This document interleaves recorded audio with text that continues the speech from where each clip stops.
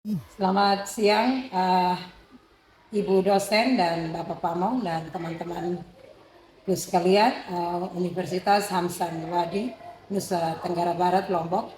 Siang ini saya akan wawancara dengan beberapa guru teman berkaitan dengan materi pembelajaran kita LK 1.2 tentang identifikasi eksplorasi penyebab masalah, dan ada beberapa guru yang akan nanti saya wawancarai. Biarlah dengan wawancara ini boleh menambah pengetahuan kita tentang eksplorasi masalah yang kita temukan selama pembelajaran, khususnya saya mahasiswa PPG Angkatan 2 Universitas Hamsan Wadi, Nusa Tenggara Barat, Lombok, menjadi pegangan untuk saya ke depannya. Dan saya mulai dengan wawancara pertama. Yang ini saya sudah ada di ruangan salah seorang guru yang bermotivasi, seorang guru penggerak dan juga seorang guru PPG yang sudah pernah mengikuti PPG, dan sementara saya ada di ruangannya. Nanti lebih lanjut, lebih kita kenal nanti sebentar Bapak atau Ibu yang sebentar saya wawancara Pak, nanti langsung memperkenalkan diri. Sebelum saya menyampaikan apa yang menjadi pertanyaan untuk Bapak, maka ada lebih baik, ada pepatah bilang tak kenal maka tak sayang. Jadi Bapak bisa memperkenalkan diri. Kebetulan di video ini biar teman-teman bisa tahu, dan juga Bapak dosen, Bapak Pamong dan Ibu dosen bisa tahu Bapak. Silakan sebelum saya mengajukan beberapa pertanyaan berkaitan dengan tugas saya. Baik, selamat siang Bapak dosen, Bapak Guru Pamo dan mahasiswa PPG asal SMP Negeri Kupang. Perkenalkan, nama saya Pak Fian, guru mata pelajaran PJOK di SMP 6 Kupang, dan saya salah satu guru penggerak Angkatan 3 dan sekarang sudah sebagai pengajar praktek di Angkatan 9. Hari ini saya dikonfirmasi untuk melaksanakan wawancara kebutuhan perkuliahan dari Ibu Selvi dalam perkuliahan PPG Angkatan 2 ya Ibu Selvi. Iya. Oke, baik. Mungkin itu saja untuk perkenalan dirinya. Mungkin ada pertanyaan yang harus saya jawab Ibu Selvi? Iya. Baik, terima kasih Bapak Fian, Pak Fian. Nama panjang beliau adalah Bapak Flasianus Jadun, tapi kami di sini sering panggilnya Pak Fian. Ya. Orangnya baik hati dan ini baru awal. Nanti sebentar masuk dalam pembicaraan baru kita lebih tahu lagi orangnya hebat. Dan punya pengalaman banyak. Masih muda tetapi pengalamannya sangat banyak. Saya sangat berterima kasih. Baik, tidak membuang banyak waktu Bapak Fian, Pak Fian. Ya, saya panggil Pak saja ya, supaya lebih akrab Pak Fian. Dalam tugas kuliah kami sudah masuk dalam kegiatan perkuliahan, sudah masuk di siklus 2. Pak sudah lewati ini, pasti Pak sudah tahu, dan sudah masuk di sekarang tugas kami tentang eksplorasi penyebab masalah. Nah, pada masalah pertama yang saya angkat berkaitan dengan tugas yang saya temui di sekolah ini, ada 2 Pak, ada 5 tapi hanya ada 2 saja yang nanti ingin saya tanyakan. Yang pertama yaitu berkaitan masalah yang ditemukan setelah kami identifikasi saya temukan 5, tapi saya yang tanya ke Bapak ada 12. Yang pertama adalah mengapa minat siswa ini rendah dalam mengikuti pembelajaran. Ini yang sering kita temui dan ini juga yang saya rasakan di sekolah kita. Ya, di sekolah kita, dan saya perlu ada masukan atau gambaran dari Bapak kira-kira apa sih yang menyebabkan sehingga anak ini minat belajar mereka ini rendah, padahal ini sangat penting supaya proses belajar itu lebih baik untuk masa depan anak. Silakan Pak Fian. Terima kasih Ibu Selvi. Mungkin saya jawab. Yang pertama, dalam konteks kurikulum Merdeka yang sudah berlaku hingga 2 tahun ini, masih banyak guru yang belum sepenuhnya menerapkan pembelajaran diferensiasi, sehingga guru tidak melakukan diferensiasi, menyebabkan kebutuhan anak itu tidak bisa terjawab, ya, khususnya dalam mata pelajaran tertentu. Ya. Nah, kalau laksanakan pembelajaran diferensiasi, kita bisa tahu kesiapan anak belajar, profil belajarnya seperti apa, ya. Tentunya dalam format perencanaan pembelajaran itu dimasukkan pembelajaran diferensiasinya, khususnya konten, produk, dan prosesnya. Nah, ini juga salah satu penyebab sehingga kebanyakan guru cenderung menyamakan semua peserta didik dalam kelasnya, sehingga timbullah rendahnya minat belajar anak ini terhadap dalam konteks ya tanda kutip mata pelajaran tertentu. Ya, tidak semua guru, ya tidak semua guru. Kemudian yang berikut adalah rendahnya motivasi juga dalam diri anak itu sendiri. Ya, ya. Kalau dari rumahnya misalnya salah satu faktor penyebabnya juga mungkin ada masalah dalam rumah sehingga mempengaruhi minat anak ini, motivasi anak ini untuk belajar. Kemudian yang ketiga yang saya sorot juga terkait dengan penggunaan media pembelajaran. Ya, masih banyak guru yang dalam konteks tanda kutip ya, tidak semua guru, tapi masih ada guru yang masih monoton menggunakan media-media yang tidak sesuai dengan minat siswa. Ya, media-media yang konvensional. Tapi sekarang kalau kita menggunakan media, contohnya aplikasi puisi, Kahoot, ya, nah ini kan membuat daya tarik siswa ini untuk mau belajar, mereka senang. Ya. Yang terakhir adalah terkait metode pembelajaran yang dipakai guru, itu juga terkadang cenderung tidak bervariasi. Nah, kalau kita menggunakan metode yang bervariasi, ini kejutan-kejutan atau surprise untuk siswa, sehingga dia ingin tahu minggu depan kira-kira Pak Guru ini menggunakan metode apa lagi nih. Ya, ada keingintahuan dari anak sehingga tumbuhlah minatnya mereka ketika kita menggunakan media pembelajaran atau metode pembelajaran yang bervariasi. Ini ada lima konteks ini yang menjadi menurut saya sendiri berdasarkan pengalaman yang menjadi penyebab rendahnya minat siswa dalam tanda kutip ya mata pelajaran tertentu, tidak semua mata pelajaran juga gitu. Itu menurut di lapangan yang saya temui Ibu Syafri. Ya, itu jawabannya. Terima kasih. Terima kasih Bapak Fabian berkaitan dengan masalah yang tadi sudah disampaikan berkaitan dengan minat belajar siswa rendah. Beberapa yang tadi Bapak sudah sampaikan, terima kasih. Itu berkaitan dengan masalah pedagogik ya, dengan minat belajar siswa rendah. Pedagogik juga masuk dalam tadi. Misalnya penggunaan media itu kan masuk dalam pedagogik. Ya. Terus yang berikutnya lagi Pak, yang kedua, ini masalah kalau yang tadi pertama itu masalah pedagogik atau pengetahuan mereka ya Pak. Ya. Yang kedua satu lagi nih Pak yang saya jumpai adalah berkaitan dengan masalah literasi. Nah, masalah yang saya temui berkaitan dengan literasi ini Pak, kadang anak saya jumpai di kelas ini minat membaca mereka kurang. Nah, bagaimana Bapak melihat ini? Ya, kalau kita berbicara konteks sekolah kita sekarang, SNPN punya program tersendiri terkait dengan literasi. Walaupun tidak segencar, tapi ada program itu. Literasi ini kan berbagai macam. Ada literasi digital, literasi baca tulis, ya, literasi keuangan, literasi budaya, sejarah. Nah, yang saya sorot di sini, kalau anak-anak rata-rata anak sekarang ini faktor penyebabnya itu karena banyak anak-anak yang punya gadget. Ya. Dalam konteks ini, kalau literasi digital ini anak-anak cenderung suka karena konten-konten yang dibuat diproduksi oleh media-media tertentu, banyak juga yang tidak edukatif.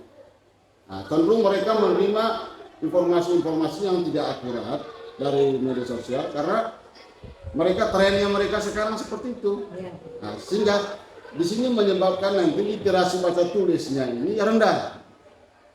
Nah, kan kita punya ada pustakaan, tapi tidak dimanfaatkan dengan baik oleh siswa, Karena minat mereka untuk membaca saja, membuka buku sekarang sudah tidak zaman menurut mereka lagi sekarang. Padahal kalau kita berbicara tentang literasi, baca tulis, yang valid, data paling lengkap itu adalah ketika kita membaca buku.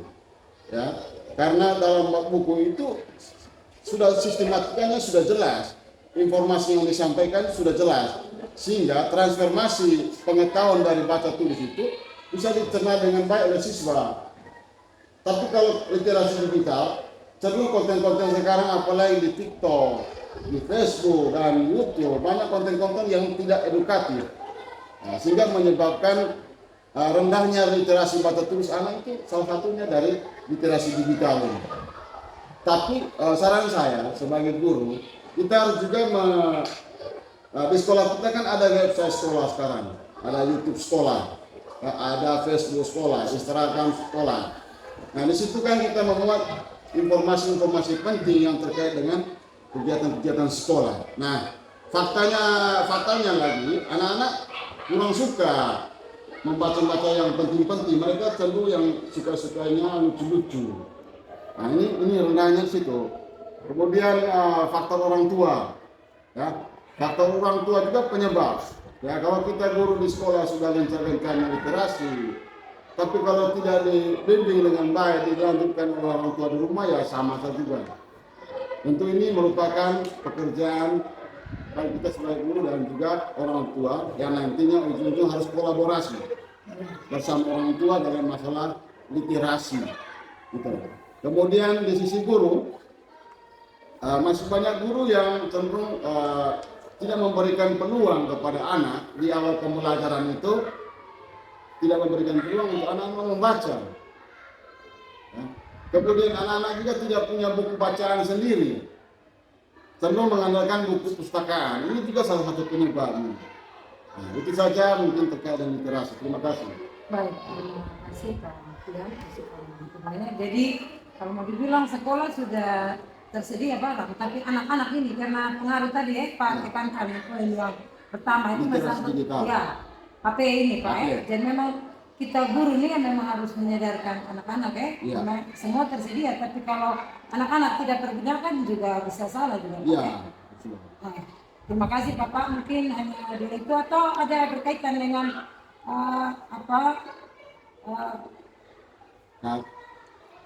Oke. Baik, terima kasih Pak. Mungkin terakhir Pak, pertanyaan ketiga yang terakhir yaitu berkaitan dengan tadi pedagogik sudah, literasi didaktik sudah. Ini ada kaitan antara literasi dan numerasi. Coba Pak bisa jelaskan sedikit apa masalah yang kita hadapi ini. Dan kita sekolah sama Pak, jadi ini yang kita temui. Bagaimana tanggapan Pak tentang masalah ini? Ya, kalau kita berbicara literasi, tentunya literasi numerasi masuk dalam sebuah literasi juga. Nah, karena literasi baca tulis, literasi digital, numerasi masuk. Nah, kalau kita lihat menganalisis hasil rapor kita di SMP Negeri Kupang ini, kita di titik tengah lah untuk literasi numerasi ini. Ya, kita di titik tengah, tidak di level bawah juga. Apalagi literasi baca tulis kita sudah naik nilainya.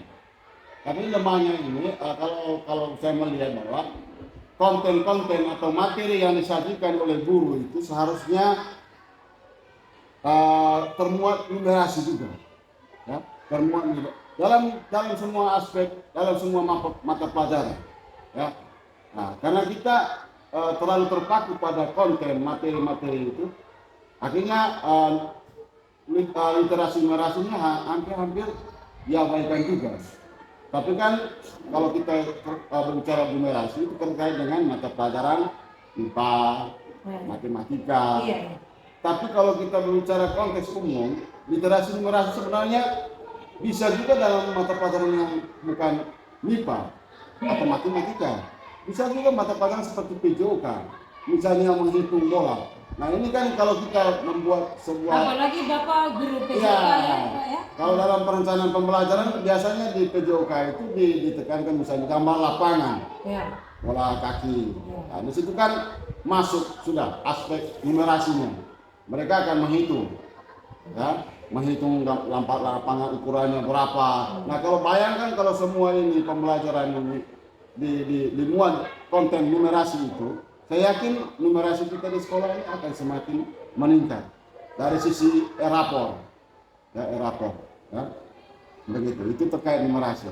Masalahnya itu tadi kontennya itu. Jadi kalau kita lebih banyak produk konten yang sedikit sih, walaupun bukan mata pelajaran IPA, tapi kontennya itu diselipkan konten numerasi dari setiap materi pembelajaran itu, saya yakin bisa meningkat, meningkat levelnya. Itu. Terima kasih. Ya, terima kasih Bapak Fian. Terima kasih Ibu dosen dan Bapak Pramong. Ini ada beberapa hal yang tadi Bapak Fian sudah sampaikan berkaitan dengan tugas yang diberikan, dan biarlah hasil wawancara siang ini boleh menjadi masukan bagi saya khususnya sebagai mahasiswa PPL dan juga sebagai teman-teman guru mahasiswa PPG Angkatan 2 Universitas Hamsan Wadi. Terima kasih sekali lagi untuk Pak Fian. Terima kasih. Biarlah jadi berkat di banyak tempat. Selamat siang Bapak dosen dan Bapak Guru Pamong. Dan semua teman-teman. Ya, makasih. Selamat siang. Ya, selamat siang. Ya, selamat siang Ibu dosen, Bapak Pamong, teman-teman mahasiswa. Oke, saya orang kedua di dalam wawancara tugas saya siang ini di SMP Negeri 6 Kota Kupang. Siang ini saya sudah ada di ruangan salah seorang teman guru muda yang cantik, terus hebat pengetahuan tentang masalah pendidikan sangat luas. Siang ini saya di ruangan beliau, di ruang multimedia. Pak Fian tadi wawancara pertama dan Ibu yang saya akan wawancara, mereka adalah staf dalam ruangan multimedia di SMP Negeri 6. Saya sudah berjumpa dengan Ibu yang akan saya wawancarai, tidak perpanjang kata. Nanti Ibu yang bersangkutan yang akan memperkenalkan diri. Selamat siang Ibu. Selamat siang. Ya. Saya mengganggu sedikit, bisa Ibu? Oh ya, terima kasih.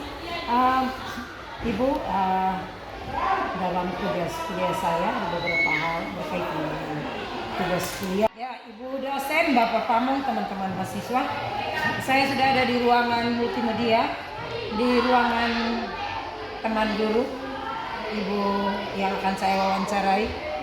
Orangnya cantik, masih muda, dan banyak ilmu yang Bapak teman-teman akan temui dari beliau dan juga saya secara pribadi. Tidak berpanjang kata, kita siang ini berjumpa dengan Ibu yang ada di depan saya. Selamat siang Ibu. Selamat siang. Ya, siang ini saya tidak mengganggu waktu Ibu. Tidak. Ada beberapa hal yang saya ingin wawancarai Ibu berkaitan dengan tugas sekolah saya, Ibu. Bisa? Tapi sebelum saya masuk dalam pertanyaan, bahasa orang Kupang biasa bilang, tak kenal maka tak sayang. Jadi saya mau bukan saja saya sayang Ibu, tapi Ibu dosen, Bapak Pamong, dan teman-teman juga, dan semua yang melihat Ibu sayang juga dengan Ibu. Boleh Ibu perkenalkan sebelum saya masuk dalam pertanyaan siang ini. Oke, mulai dari mana? Nama kah? Ya, dari Ibu saja. Sudah Ibu punya hak untuk bicara. Oke, selamat siang semuanya, Bapak Ibu dosen yang mendampingi Ibu Selvi. Perkenalkan, nama saya Arni Jenetaluji, saya biasa dipanggil Arni. Saya mengajar bahasa Indonesia kelas 8 dan juga kelas 9. Sekian dari saya. Terima kasih. Ya. Orangnya masih bujang Ibu dosen, Bapak Pamong, dan ini masih muda, cantik, dan energi. Oke, saya lanjut ke pertanyaan. Takutnya Ibu dosen, Bapak Pamong, teman-teman terlena, tidak ada pertanyaan lagi. Maka saya masuk Ibu. Pertanyaan pertama Ibu berkaitan dengan tugas saya tentang eksplorasi penyebab masalah yang saya angkat di sekolah kita. Ini berkaitan dengan masalah pedagogik berkaitan dengan pengetahuan, yaitu minat belajar anak ini rendah dalam belajar. Bagaimana menurut Ibu masalah apa yang menyebabkan sehingga mereka minat belajarnya ini rendah? Ini bagaimana Ibu? Silakan. Waktu dan kesempatan saya berikan. Kalau menurut saya sendiri, pandangan subjektif ya, Ya. minat belajar siswa rendah itu ada beberapa faktor Ibu. beberapa faktor. Pertama itu kurangnya motivasi. Kurangnya motivasi, entah itu dari orang tua, entah itu dari guru itu sendiri, ya. Siswa itu sebenarnya mereka hanya butuh untuk didorong. Kalau menurut saya, mereka hanya butuh untuk didorong. Mereka butuh yang namanya teladan. Siswa akan rajin belajar atau rajin membaca apabila ada sosok yang dia anggap bahwa oh ini bisa saya jadikan panutan ini. Tapi kalau misalnya kita lihat dalam lingkungan sekitar saja, contoh kecil ya, siswa bermain, lalu dia memperhatikan guru-guru tidak memanfaatkan waktu dengan efektif juga. Memanfaatkan waktu dengan contohnya belajar. Tidak memberikan contoh, tidak memberikan teladan. Bagaimana siswa bisa mengikuti itu dan berminat atau berniat untuk mau belajar juga. Itu salah satu faktor. Ya. Yang kedua, dari orang tua itu sendiri. Orang tua juga mempengaruhi minat belajar siswa. Dimana ketika orang tua memberikan motivasi atau memberikan dorongan, memberikan arahan, seharusnya itu dalam arahan-arahan itu bisa membuat siswa itu termotivasi. Ketiga, dari siswa itu sendiri. Terkadang siswa itu dipengaruhi oleh lingkungan mereka, lingkungan di sekitar mereka. Misalnya teman bermain mereka, teman bermain yang hanya ajak mereka benar-benar bermain saja tanpa mendukung mereka atau memotivasi mereka untuk belajar.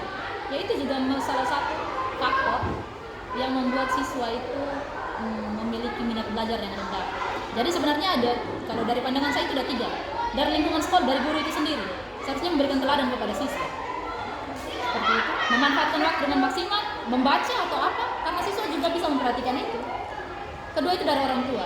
Ketika orang tua memberikan motivasi kepada siswa, orang tua memberikan dorongan kepada siswa, itu harusnya dorongan positif. Karena kebanyakan kita tahu orang Kupang juga kalau memberikan dorongan terlalu negatif sampai siswa sendiri, ya siswa sendiri jadi malas untuk belajar. Kamu ini belajar begini, harus belajar begini. Nah, soalnya kau bodoh kayak begini. Sebenarnya itu negatif, ya. Jadi bahasa-bahasa yang dikeluarkan juga bisa mempengaruhi psikologi siswa dan itu bisa membuat minat belajar siswa itu rendah. Yang ketiga dari teman-teman mereka sendiri dan dari diri mereka sendiri. Itu dijadikan satu saja, teman-teman dan diri mereka sendiri. Di mana mereka itu mendapatkan teman bermain yang mendukung mereka tidak. Kalau hanya sekadar bermain saja ya itu bisa mempengaruhi minat belajar mereka. Seperti itu. Baik, terima kasih. Jadi ada 4 Ibu Ya. yang Ibu angkat. Jadi poin yang pertama Ibu tekankan tentang guru dulu. Jadi mau bilang dia role model Ibu. Benar. Dari dia dulu ya. Oke, pertanyaan yang kedua Ibu berkaitan dengan tugas saya yaitu tentang literasi dan numerasi. Kenapa sih minat membaca siswa ini kok rendah Ibu di sekolah kita? Memang tidak semua Ibu yang kita jumpai, tapi ada. Tapi sedikit itu juga harus diselesaikan supaya semua punya minat. Itu yang kita harapkan ya Ibu. Nah, bisa Ibu ada. Ya kembali lagi ke pertanyaan pertama. Ya, kenapa minat siswa itu minat membaca khususnya dalam literasi dan numerasi itu rendah? Kembali lagi ke pertama. Faktor 2, faktor eksternal dan faktor internal itu. Seperti itu. Dari guru, orang tua, teman sebaya, bahkan dari dalam diri sendiri. Kurang motivasi dan seterusnya. Kalau dari guru sendiri, contohnya kalau literasi saja, membaca. Yang namanya membaca teks itu tujuannya untuk memahami sesuatu. Tujuannya untuk memahami sesuatu atau mendapatkan informasi dan seterusnya. Siswa itu, yang saya perhatikan, ketika mereka melihat teks yang banyak saja, itu mereka sudah malas untuk membaca. Ini bisa kita lihat dari literasi saja ya. Teksnya terlalu banyak, siswa jadi malas untuk membaca. Kita saja begitu juga ya. Ya itu sebab saya bilang dari guru itu memberikan teladan. Ya. Jadi kita perhatikan kalau siswa sudah malas lihat teks yang begitu banyak, berarti ada sesuatu yang salah di situ. Ada sesuatu yang salah. Berarti kurangnya kecintaan mereka terhadap teks. Kurang cinta terhadap teks. Begitu pula dengan numerasi. Seolah-olah guru literasi memberikan beban yang berat kepada siswa dari sudut pandang saya. Ya. Mereka memberikan beban yang berat. Aduh, kalau masuk ke kelas, aduh ini teks banyak sekali. Akhirnya tidak membuat siswa cinta akan teks. Kemudian kalau dari numerasi sendiri, contoh matematika, ya. Contoh matematika, guru boleh menjelaskan dengan baik. Tapi ada beberapa guru mungkin menjelaskan secara asal-asalan. Saya tidak bilang semua atau saya tidak bilang semua. Secara asal-asalan dan akhirnya membuat siswa ini terlalu sulit ini dan mereka kurang motivasi dan jadi malas untuk melihat angka. Jadi semua itu tergantung motivasi dari guru itu sendiri. Siswa mereka jadi malas melihat teks, mereka kurang cinta terhadap teks. Karena apa? Sudah diberikan energi yang negatif, sudah diberikan pandangan yang negatif bahwa teks terlalu banyak. Akhirnya siswa juga melihat bahwa teksnya terlalu banyak, dan mereka jadi malas untuk mencintai teks dan membaca teks. Begitu pula dengan numerasi, karena sudah dianggap bahwa matematika itu susah, hitungan-hitungan itu susah. Jadi mereka juga ketika melihat angka mereka malas, dan akhirnya berdampak pada itu. Mereka kurang cinta terhadap literasi dan numerasi. Semuanya hanya dari guru. Menurut saya, dalam dunia pendidikan semua tergantung. Guru bisa memberikan kecintaan, bisa membuat siswa termotivasi, bisa membuat siswa cinta terhadap teks dan numerasi, literasi dan numerasi, bisa atau tidak, semuanya tergantung. Kalau bisa, siswa tidak mungkin tidak mencintai literasi dan numerasi. Tidak mungkin siswa kurang atau kurang minat di dalam hal itu. Itu menurut saya. Nah, baik, terima kasih. Jadi poin yang pertama berkaitan dengan minat membaca, literasi dan numerasi, Ibu beratkan pada guru ya. Memang itu.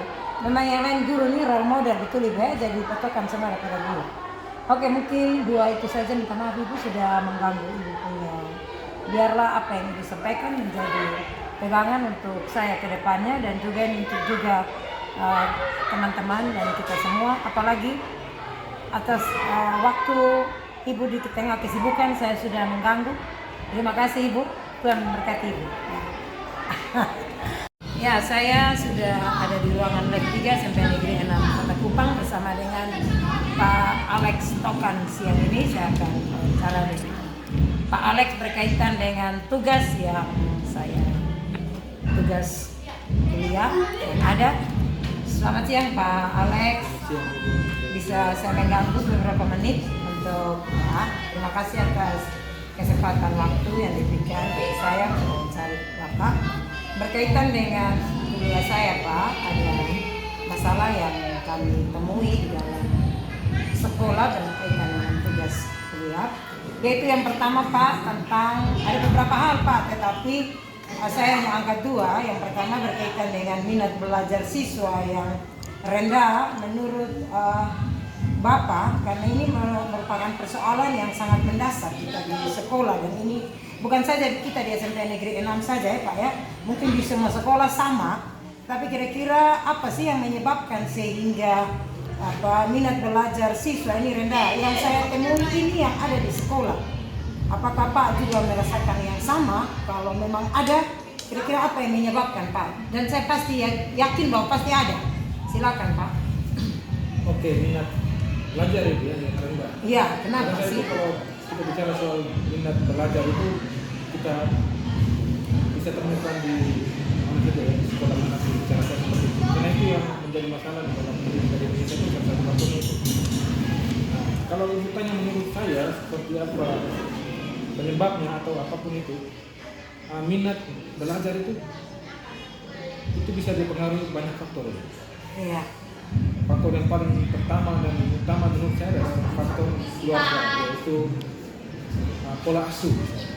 Pola asuh keluarga itu yang penting, karena pola asuh itu mempengaruhi mental anak dan kesiapan anak itu untuk belajar di sekolah. Kemudian bukan cuma pola asuh saja ya, kalau kita bicara untuk pola asuh berarti kita menyalahkan orang tua ya, tapi saya tidak mau seperti itu. Rendahnya minat belajar siswa juga bisa terpengaruh dari kita. Guru. Komunikasi, tergantung kita bagaimana cara kita berkomunikasi dengan siswa, mengenali mereka dengan jelas, dan seperti itu. Bagaimana cara kita merancang sebuah pembelajaran yang menarik. Yang ketiga Pak ya.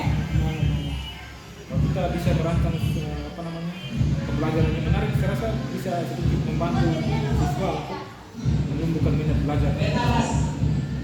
Kira-kira menurut saya seperti itu. Ya, terima kasih Pak. Jadi ada 3 ya yang Pak temui ya. Sejauh ini saya tangkap yang 3 itu yang paling utama. Dan memang ini juga yang saya juga temui juga seperti Bapak seperti ini dan kebanyakan.